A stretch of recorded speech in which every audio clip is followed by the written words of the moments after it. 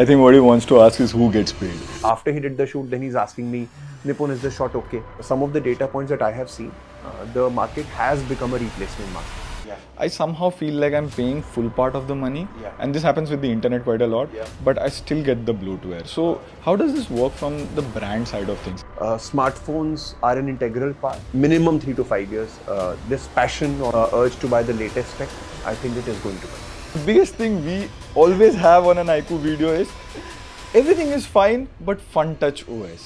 So hello, this is our first guest on our podcast and you guys wanted it. And we wanted someone who has a deep down understanding of Indian smartphone industry, and this is not a promotion or anything.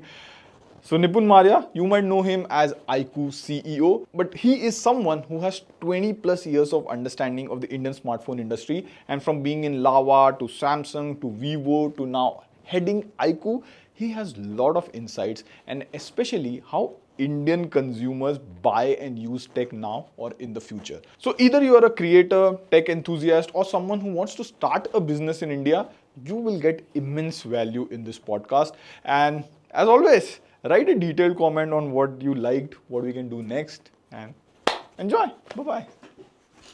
No bye-bye. Enjoy the podcast. So thank you for Nipun for doing this. What should I call you? Nipun? Nipun, that's right. Yes, totally fine. Totally right. So thank you for doing this, because usually we review tech, we review gadgets, smartphones, and users get to know our side of the story. Yeah. And then there's always comments, Twitters, and Amazon reviews. So they get to know the customer side of the story. But the brand side of the story is never out there. And what better guest to have than you? No, yeah, my pleasure. And yeah, I think certainly it's exciting. Podcasts are the new things today. So also I think it's good. One can sit, talk freely.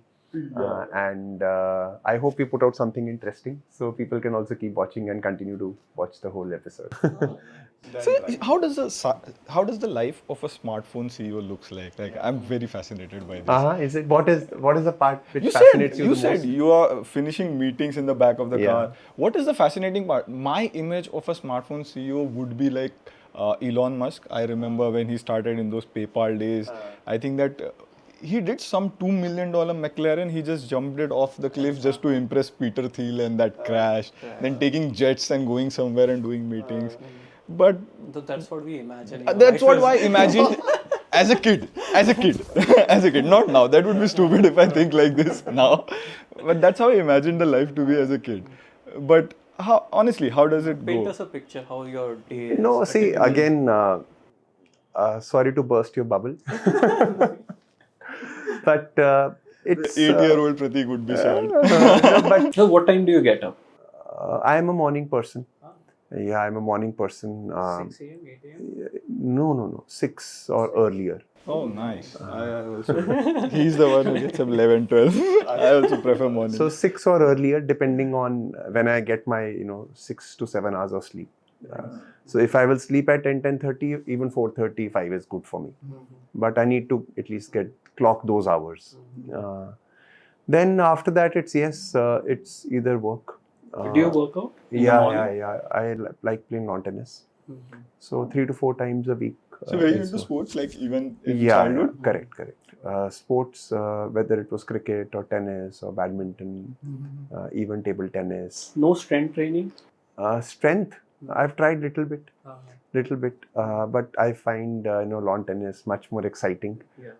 But I think both have their benefits. Maybe I will try strength also sometime. So you wake up at 6, then you Yeah. go for tennis. No, sometimes sessions. sometimes there is work in the morning also. So I will catch up on some work. Maybe there are some things that I need to plan my day, or if it's like a Sunday or a Monday, then I plan the week, etc. So like that, do some bit of planning so that you know where you're headed, how your day will look like. If there are some emails or messages or those kinds of things, which should not eat up your productive hours. I think that's what you focus on first. So what time do you go to work? Work office? is between 9 to 9:30. 9 to 9:30. So you are in the office at Yes, 9. yes. Then how does a typical day look like for a smartphone CEO?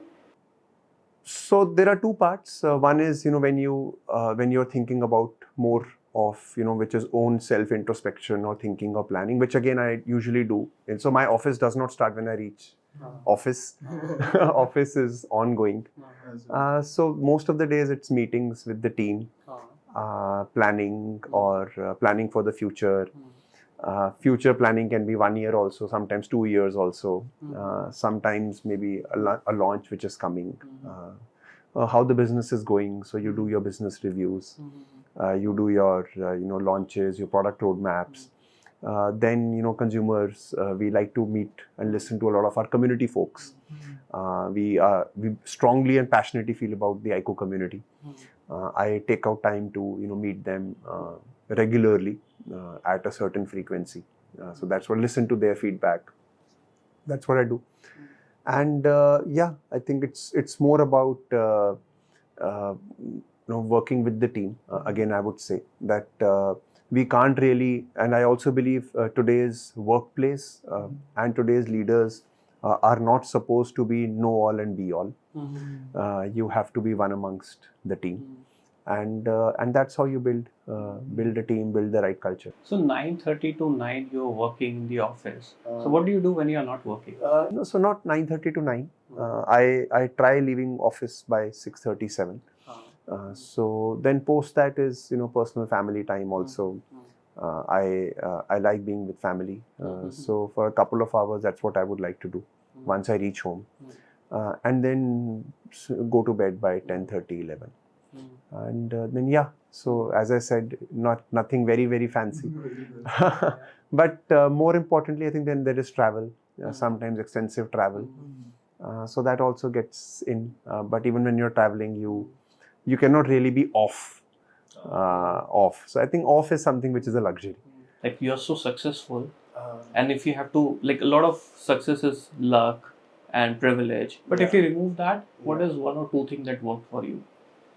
I would say again, firstly, very successful or less, I don't know about that, and I don't want to go into it also. In our perspective, you are. And a lot of people who are watching it. I think there is still much more to be done than what is so far done. I think it's just about really trying to do something well. I think whatever you put your heart and mind into, I think I want to do it well. I take a lot of pride in what I do. Whether it is, even a small thing that I will do, even if I'm playing tennis, it's like, I'm going to play Roger Federer tomorrow. So maybe, that's the kind of passion I will like to give that 1 hour. Whatever you do, you try to give your 100%. 100%. Yeah, correct. So why do you think it went wrong with all the other brands? Like the sentiment was there, as we said, like made in India. Like even if today I have to spend money on a smartphone, say, and if I'm getting same specs, same price from a brand which is made in India, much more closer to my heart, I would like to give my money to the Indian company. But then why do you think all of these companies like shut and somehow just didn't click and didn't make it? I think it's complicated, and it's a combination of many factors. One important reason, as a consumer of, I think, anything that you are buying today, is what are you buying, right? You first have to be satisfied with the product, right? The features, the quality, the specs, the overall package, the brand value. I think when you are, and along with that, I think the icing on the cake can be the whether it's Indian brand or whatever, right? I think that's still. I remember Micromax did fantastic marketing, and a lot of people think marketing sells products, like the outs, like of course that was very below the belt, that whole campaign, "Aao kare Chini kam," and all of that. That was fantastic marketing, and even back then when they used to sell canvas phones, they were pretty good at what they used to do. So everything was right, but still it didn't click for them. See, again, and I think that's true for any brand or any business to be successful. I always believe your foundation has to be very strong. If you are trying to, and I'm not singling out any brand A or brand B here, but I'm saying any business for that matter, small or big. We can single out brand if you want. No, I think generally this is my learning about life, that most important is your foundation, right? If you're just trying to sugarcoat or just trying to create a false image about something, right? Then sooner or later people will get to know, right? So even in careers, even in jobs, right? We work with each other for 12 hours a day, right? Now, if somebody is trying to fake, then how long will you be able to fake, right? Ultimately, the truth prevails. Acha, I also wanted to understand, coming back on this fully, there is a smartphone sale that's happening in India. A lot of smartphone get sold in India. And as a YouTuber, influencer, we all are riding that wave. But how long do you think this party will last? Okay, so are you saying that the smartphone sales or the volumes are too big? Is that your question? In US, the smartphone sales are only Yeah. the people who are buying smartphones are buying it their second or third phone. Right. They're just upgrading their phone. But Right. India, people are still buying their first phone. But there is a limit to that. Yeah. So how long do you think that will happen? Okay, so firstly, I think even in India now, some of the data points that I have seen, the market has become a replacement market. Yes, even in India. So I don't think it's a case of only new or a large chunk of new users coming into the smartphone market. And therefore, if you see the growth of the smartphone market also in terms of volumes, it is sort of single digit now, or in fact low single digit, right? The feature phone to smartphone split that used to be there is also not significantly changing, right? People are upgrading, ASPs are rising. Why? Because I had a previous smartphone, now I want a better tech, so I move to better tech. But feature phone to smartphone upgrade is not that frequent. Can you help me with the numbers? I think it will be around 65-35. 65%, 60 or 60-40 smartphone to feature phone. Right, to feature phone. So out of like 140 crore, there are 140 crore people in India, more or less. I think after 140 crore, 20 crores will be the senior citizens or children. So they are to not even potential. So the total TAM, total addressable market is 120 crore. So out of that, how many people have bought the phone? Smartphones. Yeah, I think 600 million. 60 crore. 60 crore crores people. have already. 60 crore So there are 60, 60 crore more people who will buy a phone for the first time. Depends if we are able to upgrade them. Otherwise, they will remain on feature phones, and that's what has happened. And I think maybe in the foreseeable future, it looks like I think that is even the going to happen. smartphone replacement cycle has slowed down. Slowed down. Yes, of course. So on an average, course. how frequently? 24 months now. 2 years. Yes, 24 to even 30 months. Now I'm when I meet consumers, they say, I'm okay to use my phone even for 2 years, 2.5 years. And if I go back 2 years, 3 years, people used to tell me 18 months, 22 months, I want to change my phone. In India, you see Micromax shut down, Sony had to leave, HTC left, and a lot of smartphone companies, it's very difficult for them to make it to India. So why do you think iQOO worked? Like, what were the things that you guys did right, and what were the things that you wish you could do right?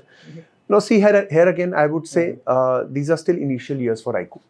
I won't classify ourselves as a success story yet. And I will again say, in this business, nobody can say that, we are a permanent success story. Whether it's a Samsung or an HTC, I think they had their years, right? Years when they were doing Sony or HTC, they were doing very well. HTC was one of the first company to Exactly. bring Android. Yeah. So see, to they also had their smartphone years, industry, yeah. when their market shares were very good. And I was a Sony user at one point in time, right? So in this business, I think a lot of there are two forces which are at play, I believe. One force is the consumer force. It is about, as I said earlier, continuously evolving needs of the consumer, right? And can you be on top of those consumer needs? So when we started thinking about iQOO, we understood the narrative which was going around in the market at that time in the Indian handset ecosystem. Everybody or most of the brands were talking camera, right? I have these many megapixel camera. This is what my camera is capable of, etc., etc., This is etc. around 2020. Yes, Yeah. yes, 2020, yeah, 2019, 20. 2019, If you will big see, COVID. the big narrative for any smartphone OEM was camera, right? But if you see the whole market or the whole, like you said, okay, 60 million. Is it that can you paint all consumers with the same brush? I don't think so. Right? There are consumers who say that no, for me the most important need is performance. right? I want a phone. I am not a professional photographer. I don't click 100 pictures a day, but I want a phone which can last me minimum of 1 day, right? If I open heavy video editing apps, then it should be able to run very well. I play games. My game should run very smoothly. I don't want any lag, right? I want to open 5 apps at the same time. I am to stockbroking, trading, etc. Every millisecond counts for me, right? I want my phone to charge very fast, right? So those are the kinds of other needs also which were evolving. Also because these were people who were now buying their second phone, third phone, etc. When you're buying your first phone, you're alien to the technology. Yeah, you don't know what are you buying into. So somebody will tell you, okay, this RAM is okay, this processor is okay, just buy. And when you start using it, because smartphone is such a thing, you use it for 10 to 12 hours a day. You understand what is the flaw. Oh, my phone is not running fast enough. My battery does not last, or my phone charges very slowly. Then you start understanding the pain points of using a. Even my parents or my friends and all come to me and they are like, I minimum need 128 GB or 250 GB because my storage is full. Yes, because now it is a second, third, fourth Second, phone. third But phone. first time, somebody, unless you would have done extensive research, will not really know. Minimum is 128 GB for me. So suppose if I'm a content creator in India and I just because we are also content creator, so I just start making long format videos or short format videos today, and suppose for the next 2 years I gather an audience based on smartphones, and we always keep hearing this smartphones are saturating. So what if after 2 years smartphones get so how long do you think this smartphone innovation cycle or this still is going to happen? I think it will continue for some more time, and some more time. At least I'm saying I can't really predict long term, but I think at least 3 to 5 years I don't see this going anywhere. 3 to 5 years I don't see this going anywhere. Post that Why is that? Yes. Why do we not will last 3 to 4 years? 3 to 4. Why is that the party will last for 3 to 4 years? Again, see, I'm not saying party necessarily, but if we are saying interest in smartphones and all of that, I don't think 3 to 5 years anything is going to happen. Why? Because smartphones are more integral to our lives than they were a couple of years back, right? And I think they will become even more relevant and useful for us as we move forward. With new devices that are coming into our lives or should come into our lives, we've been hearing about Internet of Things for a very, very long time, right? IoT has been there for a very long time that people have been thinking about hearing.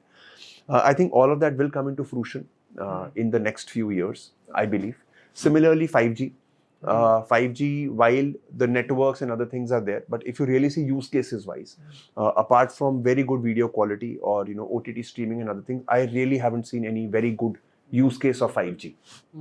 I think that will also, so things will happen, I feel, and therefore I feel that interest in smartphones, people being passionate about smartphones, the reason why both of us are in business.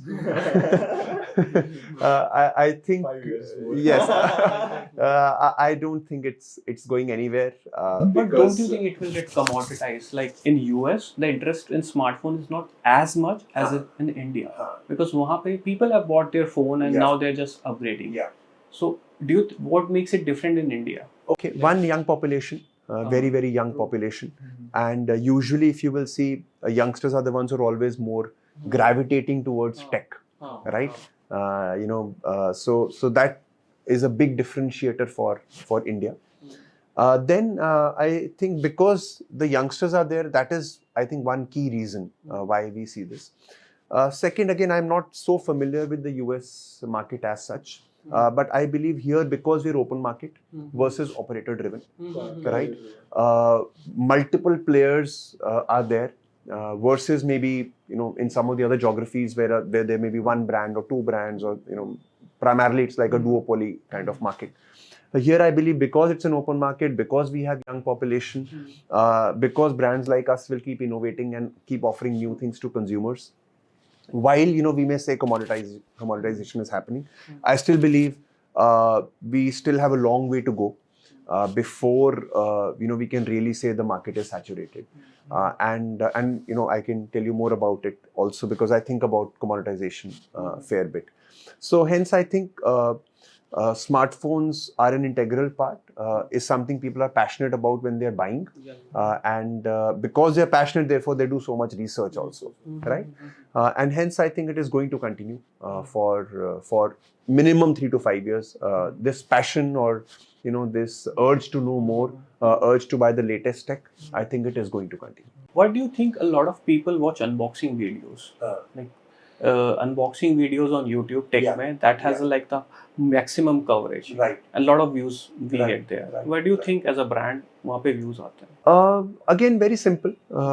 You can divide this into two types of consumers, I feel.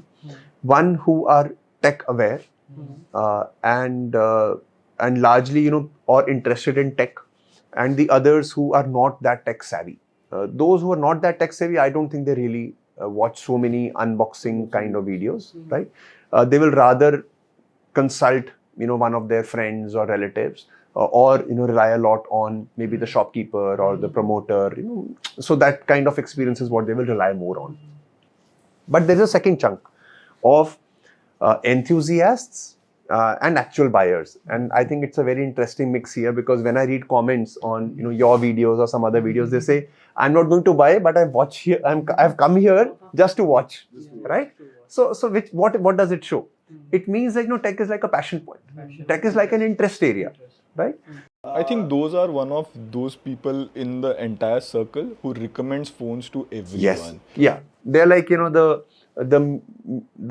KOLs, key opinion leader within their circle, right? So that is the reason why the views are what they are, and because people like to know about tech, people who are interested in technology, they will watch any new launch which is coming. They will keep themselves abreast with the latest chipset, the chip launch, the screen changes, etc. I think that's the reason people are passionate about tech.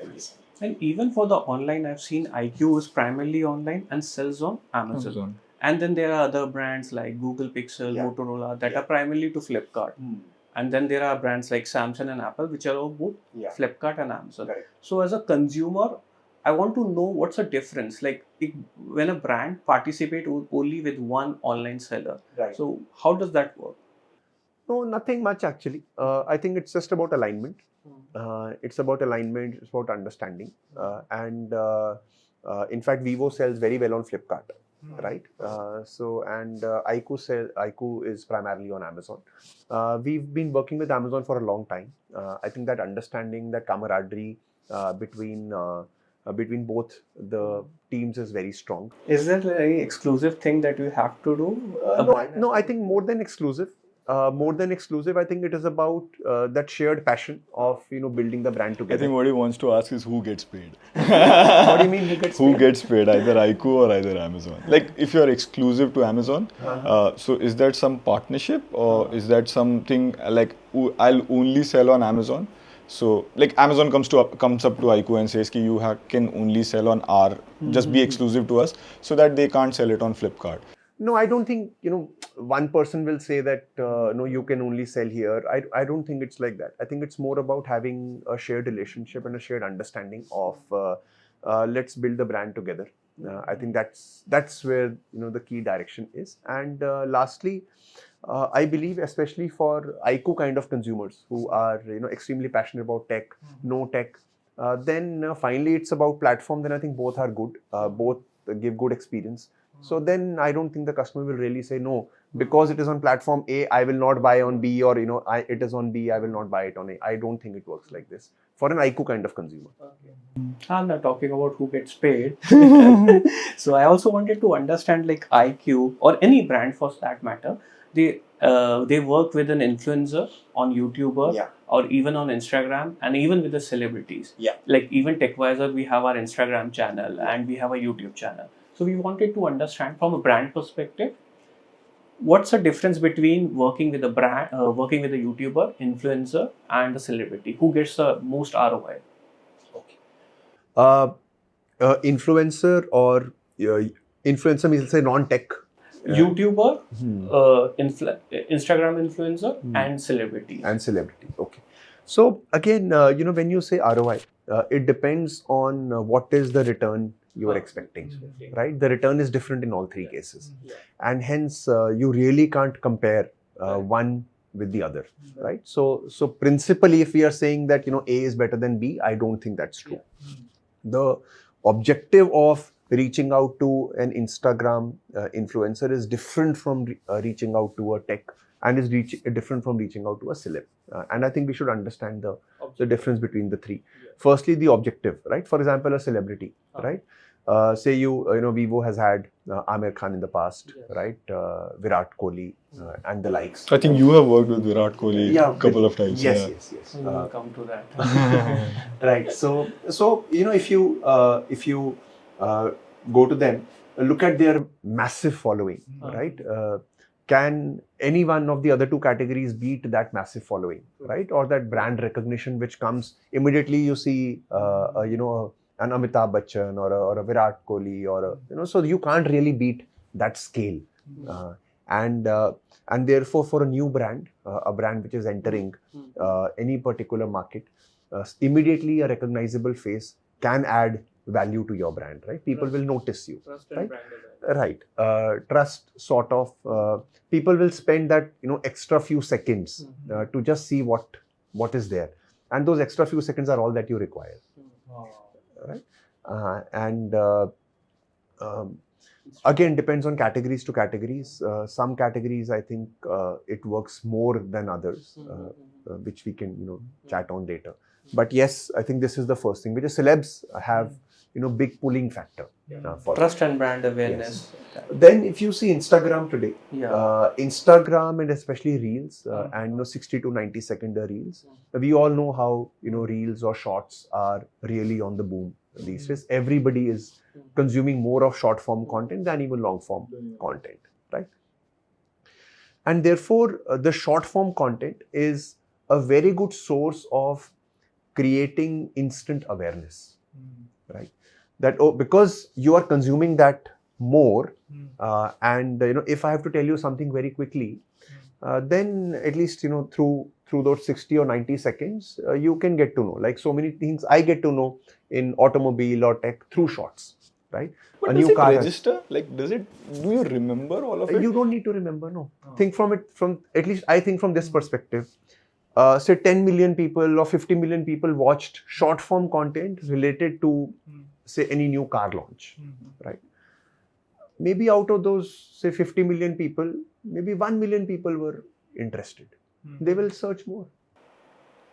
Right? How is it different than the awareness created by a celebrity? By a celebrity, it is very different. It is very different. An Instagrammer, for example, is more like a person who I can see, right? Or I relate with his content. It's more affinity and interest based, right? And while a celebrity is maybe someone you look up to more, right? I think it is different in both the cases. Also the medium, right? If you're using big celebs, then you can put them in a big outdoor, do a massive mass reach campaign around it. Instagram, you really can't say, okay, I will take a particular Instagrammer and I will take him to a big billboard. Those kinds of things. The utility, and I'm not saying one is more more useful than the other, but I think the purpose is different for both. The return. Also, I think like someone like Amitabh Bachchan, Virat Kohli, they will not list out the specs. But if we take an Instagrammer, they will list out the specs. So content delivery will also be different. It's like chalk and cheese, and I think both go hand in hand. You really can't say that, and this is new age marketing, right? You can't really say this is what I want and I will not do this. And then YouTuber? Then I think so. Insta also, it is more Insta Reels or short form content is snackable content. I wanted to reach out to a lot of people saying this is something new which has launched. Done, right? Out of those, say 50 million or whatever, if there are say 200k, 500k, 1 million people who are slightly more interested in, this is like a new car, I think I should look into it, right? Or I'm really passionate about tech or auto or something like this, let's get to know more about it.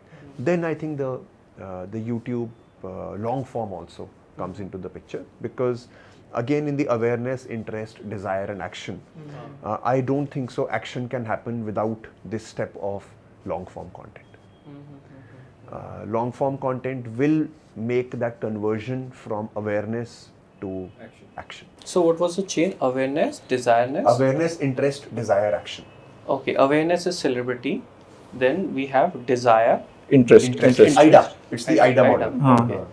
So awareness is celebrity. Then Yeah. we have the desire. Interest. Interest Yes. is more or less Instagrammer. I think awareness and interest both is like reach. So you can create reach, and that reach gets created through either a big celeb or like an Insta influencer. And who does the desire part? Desire is okay. I have a desire, and then I will do more detailed research, and that's when I think the long form and desire to action. Action is a final purchase, and that action will only happen if I desire it, and I will desire it if I get to know more about it. And to get to know, 60 seconds are not enough. So what I can understand is celebrities or Instagram is something which reaches the audience, and YouTube is something where the audience reaches the content, and then that delivers into action. Yes. Yeah. This is my understanding, and my hypothesis, or at least that's how we think it is. It is working these days. I think we also more or less think on the same lines same. because personally I don't consume a lot of short content. I create shorts, they get a lot of views, but I don't consume shorts that much, and I would not like to do a review in a shorts. I don't think the medium does justice, or I think people are there for it. People are there just to be aware or just know, oh hey, did you know? Like, hey, I grab your attention, and did you know this? And that's about it.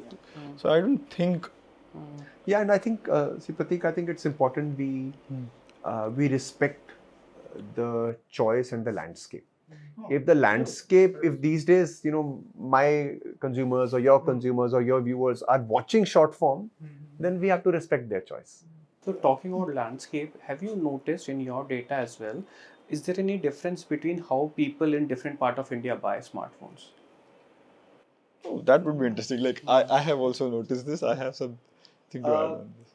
Not too much, but a little bit I can say that what we have seen is between north, south, east, and west. If we cut this, and again, I think some people may now question my hypothesis. So maybe it's a hypothesis. Let me put that disclaimer up front. Yeah. I feel that the proportion of people watching tech or being more passionate about tech, only the proportion, the percentage of people. I feel in south and west, I see them to be higher than in north. Okay. Not by much, but by a few percentage points. I feel that south and west, and you can maybe share your data or your views where you get your viewership from. But I think south and west, I've seen them to be, and not just our category. In fact, we also referred to one research which said that how many data points or how many researches do they do before they actually make a purchase, and we found south and west was scoring more than north.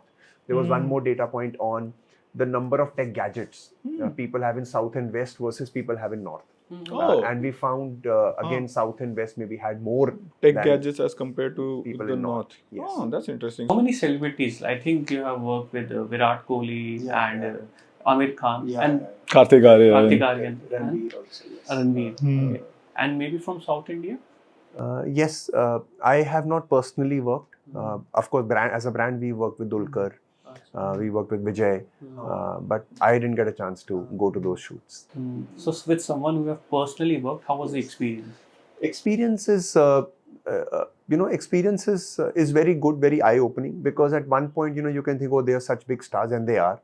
But when you are on a set, when you are working, then I think it's like any other working Does it relationship. feel like human? Like if Absolutely, there's Virat Kohli on the like, road? Like, with Amir, I can tell you some of the good things that I also picked up. The first time we thought about, signing Amir, the good thing which he said, I want to meet the team. And before even signing the brand. Or I want to know more about the brand. Otherwise, for most people, maybe it's about costing or about other things. But, he wanted to get into details. Acha, about iQOO. About Vivo at that Acha, time. it was Vivo. About Vivo. Acha. So then he invited us to his home. We went there, showed or discussed or explained to him about our brand's vision, how we have done what we have done so far, why do we think we can work together. And it was like a good half an hour, 45 minutes, 1 hour chat. And then we liked the energy, because he liked what we were saying. We also felt he's passionate about the brand. He is thinking about it, because you also have to have a good working relationship later on. And that's how he came on board. So first time when I went there, of course, I was also nervous. So, maybe what kind of questions he will ask. Just like we are. What kind of questions he will ask, and he should not take offense on anything. Should the presentation be short or long, etc., etc. But I think it went off quite well, and that's how we brought him on board. And then it became even better. I would say, because we did one campaign called Switch Off campaign. It was every year we do a campaign in the month of December, when we urge people to also focus on personal relationships and get off the phone also, at least give time to your that way. So first time when we had this concept, we went to him. We had a proper brainstorming session that, okay, how should the script evolve? What should we show? What should we say? And he was, just like we are sitting and having a chat. Did he have any inputs? Of course. And I even told him, no, I don't think this is right. And then he said, yeah, I think you are right. So it's like a very, very free flowing conversation. And I think that is what matters. Also because he comes from this field, right? He comes from a creative field. He knows what works with the audience, what should be shown, how it should be shown, right? He's a master of that. So that way, I think it worked very well for us. Then of course, his final delivery is like one take. So he won't that way take a lot of time, and even after the shoots, when we were doing the first shoot, after he did the shoot, then he's asking me, Nipun, is this shot okay? Now if I can't tell Amir Khan this shot is okay or not okay, right? कि नहीं थोड़ा expression अच्छा रहता. No, acting अच्छी नहीं थी. I can't say this to him, right? And it wasn't also, right, that the case. So, and one funny incident happened that the first shoot with Amir, the films, we had a dog and a cat in the film, and the script was that he has this pet dog and pet cat, and then the features of the phone were revolving around that, and it was 2 hours into the shoot, and we had like a limited 8 hours time. I started feeling I think I made the wrong decision in choosing these scripts, because with people the acting is still easy, right? Now with a dog and a cat on the set, you really don't know how, and cats are very moody, right? So you don't know where is she even be able to there perform or not, and we were quite late as per schedule, but later on we were able to pick it up. But really I think that was a very fun shoot, because at all times we were thinking, to Amir we can still say, okay, this is what we can do. What will you tell them? What will I say? Time ho raha hai, they'll charge more. It's been more than 8 hours. And because of your mood, Amir Khan is there and his time is getting wasted. So but I think that campaign was very well received, and we had good fun time shooting. And I think that's the most important thing, that if the energy is there, if both are respectful of each other, then the work comes out well.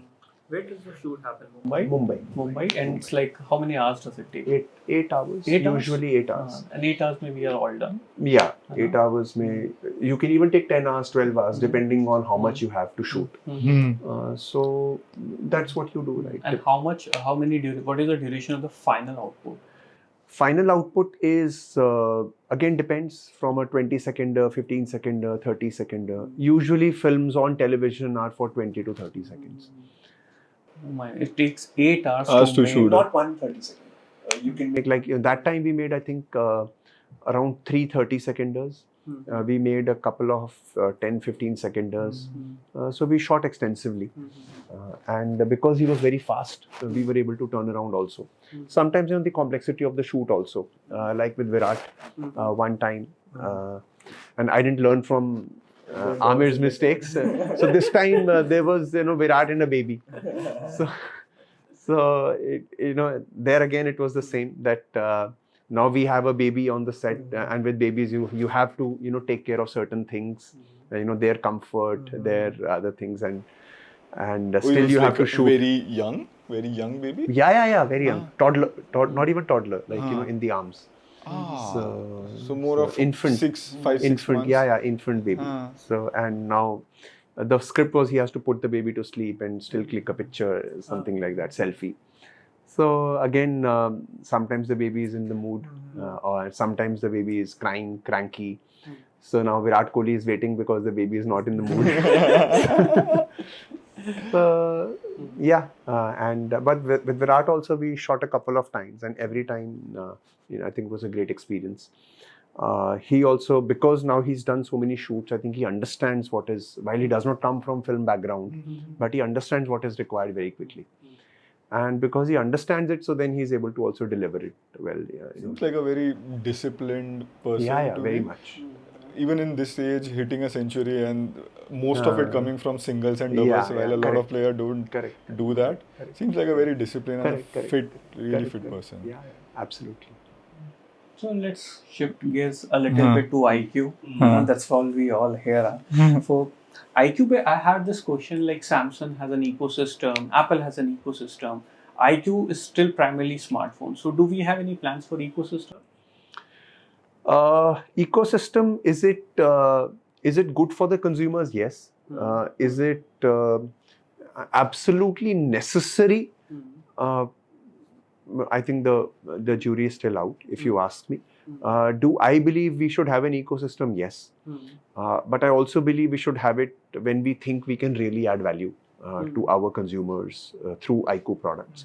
With smartphones, I am quite certain and quite sure and confident that we are able to add value to our consumers' lives. With ecosystem also, I think we will be able to add value maybe in the future. And so I believe we should have, but let's see when. What about OriginOS? Everybody wants to know that. What about the OriginOS? biggest thing, like the biggest thing we always have on an IQ video is everything is fine, but FunTouch OS. And I'm like, if you are using FunTouch OS for the first time, it's not that bad, but that perception is still there. Like a couple of things that I would have. One though is there with hot apps and hot games, bloatware and all of that. I think IQ is reducing now on the flagships that they are launching. And second, some of the features that come from Android, like FunTouch OS adapted that adaptive color quite late. I forgot the name of the color palette thing that they had. That plus there is a copy clipboard. If you copy something, there is a quick pop-up here which you can quickly edit. So those essential Android features come very late to FunTouch OS. So, but apart from that, when we try the Chinese smartphones from Vivo or IQ, they have OriginOS. That looks much more polished, more refined. So any plans of OriginOS coming to India? See, plans or no plans, I think difficult to say right now. We are also taking feedback on FunTouch as well. I think from where we were in the last 2 years, I think we've made rapid progress. I understand, our consumers they keep giving us feedback on the improvements they require, and we are totally for it. I tell my community folks also, very good. You've given all this feedback, and we are taking it very seriously. Some things we will be able to implement immediately, and some things may take 6 months to even 1 year. Right? So we are totally cognizant of the feedback which is coming, and then let's see. I think it's important to give a good experience to our users. And that's our endeavor. This year, IQ has been pretty fast with updates. I think even before Samsung, Vivo and IQ phones got the Android 15. Not just 2025, if you're referring to 25, even 24. One thing we take a lot of pride in is we must be giving regular updates. And if the monthly patches have to be rolled out, we must roll out those monthly patches. Again, I'm not saying we can be totally perfect all the time. But the goal is to serve our consumers well. Like I see Vivo Zeiss collaboration, I can see it works on the camera. I see Xiaomi Leica that works on the camera. But this Hasselblad OnePlus. So those camera manufacturer collaboration, maybe as a shows up, or as a consumer I would be like, oh, this one makes Functional benefit. functional benefits. Yeah. So does that work also with BMW and iQOO? Yes, very much. Because sometimes you don't buy only for the functional aspects of things, right? Sometimes like emotions start playing a bigger role. And the moment you see BMW is a premium brand, I'm buying a premium phone. So can it again? I always say iQOO consumers are very smart. They are extremely tech savvy. They know more about tech than a lot of people, and hence we can't really fool them into buying an iQOO just because it has BMW branding. I don't think that's the case, right? And it's purely for the emotion of yeah, it. and also I think it's an icing on the cake. It's not the cake. The cake is still the product, and that's the thing. But it's a nice icing on the cake, right? That amongst all the other good things that this phone has, it also has this, which just elevates my feeling about using the phone. So paint me a picture. Let's say there's a smartphone that's gonna be launching 3 years from now, and a lot of how would it be? How 3 would years it from be? now, it would be iQOO 16. But yeah. Yeah, I at least I personally have a lot of faith in I would say foldables. I think that's a real use case. I feel right, and because I feel as content and more content consumption increases, foldables can become like a good form factor to get into for a lot of people. But this is one direction that I see. The other direction that I see is, and a lot of people also tell us, we want smaller phones. Oh, So not everybody wants a very big phone. the internet would be happy on this. Me personally. So, and I've heard a lot of people saying, I want smaller phones. So maybe we will see, maybe upcoming 3 years later, the sizes becoming maybe slightly, at least options of handier phones. Right now, the options also are fewer. So I think at least these two I see the next. So right now the smartphones are 6.7 to 6.9, 80%, 90% smartphone pricing. But what we are saying is maybe after 3 years we will have more options. 6-inch phones to foldable phones in every category. Correct. Help me understand from the brand perspective as well. Like if I'm buying a smartphone under 20,000 or 15,000, I might be fine with some pre-installed apps, which is I might not even notice it. Like my mom or my dad, they don't notice the wallpaper carousel or everything. But when it happens with like a flagship, I somehow feel like I'm paying full part of the money. And this happens with the internet quite a lot, but I still get the bloatware. So how does this work from the brand side of things? Is it like per smartphone basis, or is it across the whole launches that happen in a year? Again, it depends on what kind of arrangement has been made with say the specific app provider. And in bloatware also, sometimes people wrongly Generalize, like Gmail, wrongly assume a lot of apps to be bloatware. Like iQOO store would not be a bloatware in an iQOO No, phone. for a lot of features, for example, some people will, tomorrow, for example, if we have, say, maybe, Ghana.com, right, assuming, right, or say Spotify, right, for some people it is absolute utility, but for some people, they call it bloatware. So I think this whole term of bloat has a negative connotation to it, which I don't think is totally correct. It's an industry narrative which is going on, so which is fine, but I don't think it is correct. What I believe in is whatever app is there in the phone, even if it has come pre-installed, you should have an option to delete it. If you have the option to delete it, then I think the phone is still in your control. I'm not sure about iQOO, but with a lot of other phones, what happens is with the next update, those get installed back again. And then you have to go back and delete it again. And the data says that 90% people use their phone in default settings. So they are not going to delete it anyway. Again, I can't generalize for all brands, but at least I can tell you for iQOO consumers, as I said earlier, and they are totally into their phone. They understand everything which is going on their phone. So if they don't like a particular app, I'm sure they will be, because it's also very easy. It's not difficult to delete an app. So I have seen that they delete apps, and yeah. Perfect. I think this was quite insightful. Yes. Learned a lot of stats and data. A lot about you as well. Yes. Thank you. Thank you so much. My pleasure. Right. Okay. Thank you. Thank you so much. Thank you. Thanks.